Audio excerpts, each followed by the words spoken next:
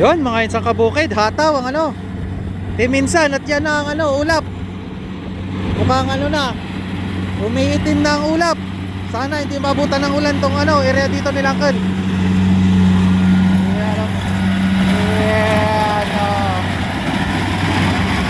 hybrid po itong ano, hina-harvest kayo ng minsan mga kabukid.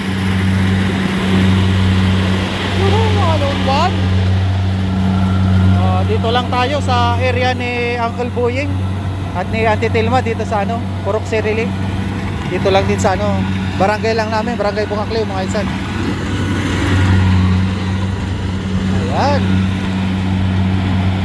Yun, no? Yes, mano, no, anong dayami. Medyo mayroon tayong magandang balita at tumatas na daw ang presyo ng palay mga insan kabukid. Ayan, ang presyo dito sa amin is 17.50 to 18 ang dry. Ang sariwa naman is 13 mga insan kabukid. Ayan, sana tuloy-tuloy yung pagtaas ng presyo mga insan kabukid. Hanggang ano na, first crop, hanggang second crop, third crop. At ito, swerte nila Uncle dito kasi huli na sila. Huli na tong ano, harvest. Halos tapos na dito, pa isa-isa na lang talaga ang hina-harvest ngayon ng Timinsan. Tapos na talaga ang ano, first crop dito, second crop ng ano, umpisa na ng tanim ng second crop, karamihan mga insan dito sa area namin sa parting Aguilar, Pangasinan. Ayan mga insan kabukid, oh.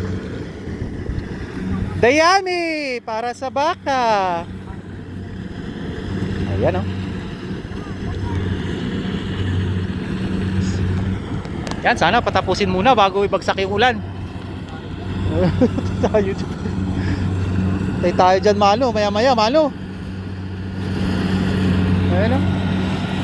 Mga ulan na is ano, ayan, nagbabadya ng pumatak. Sana patapusin man lang. Konti na lang to, mga isang oras na lang sana to. Ayan, oh.